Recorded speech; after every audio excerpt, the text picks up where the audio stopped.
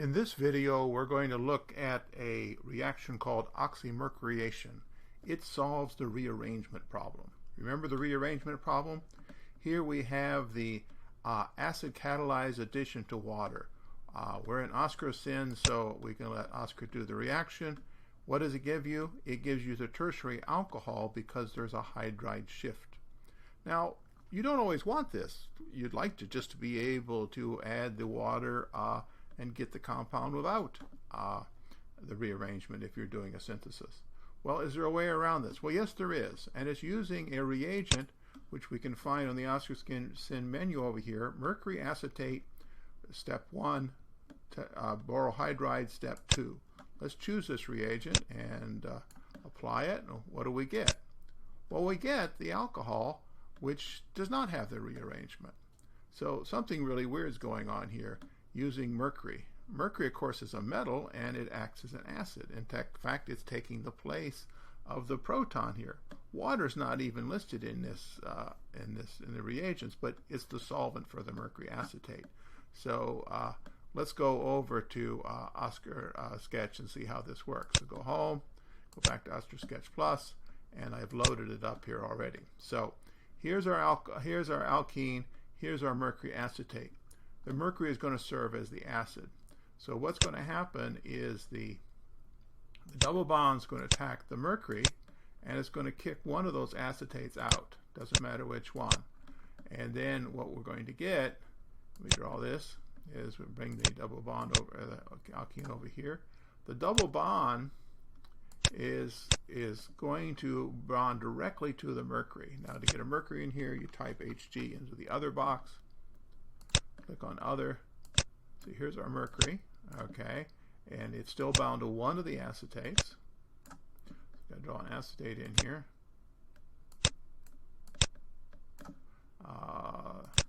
Here's our acetate. There's a positive charge on the mercury because we lost that. The acetate. Now this is a very three-membered ring. It looks very much like a bromonium ion. And it works very much like a bromonium ion. And so this is going to be done in the presence of water. So the water is going to come in here, and the water is going to attack the three-membered ring just like it would in a bromonium ion, and it's going to attack on the more substituted side. And again, just like a bromonium ion. And this is going to open up the mercury complex. And let me make this a little bit smaller. This is going to open up that mercury complex. It's going to break the bond right there. And of course the water will have added on the back side over here. As the water is on here, it has a positive charge on the water now. Okay, and the mercury it's lost its positive charge. So that's what it looked like. That looks pretty ugly. Dare I let Oscar redraw it? Yeah, looks a lot better. So this is kind of where we're at right now, and we can lose that proton on the water. Okay, that's gone, and this gives us our species here. Now this is all done, except we got to get that mercury off. Well, the mercury coming off, one uses borohydride, and I would draw a mechanism for this, but it turns out this is one of these reactions where nobody really knows the mechanism. It's thought to involve free radicals, in other words, single electrons acting one at a time. The mercury ends up as mercury metal, so it's obviously fairly complex. And but anyway, what it does, it removes the mercury and replaces it with a hydrogen.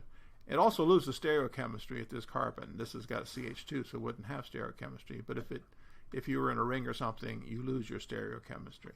So anyway, the final product is going to be the alcohol that you wanted to make in the first place without the rearrangement. So oxymercuration is a complicated reaction, but it works quite well. Now, do you think people really use it? No, because mercury is really toxic, and no organic chemist is going to use mercury as a reagent if they possibly can avoid it. So this reaction in many ways is really just left as a textbook example which people in the field would actually try to avoid.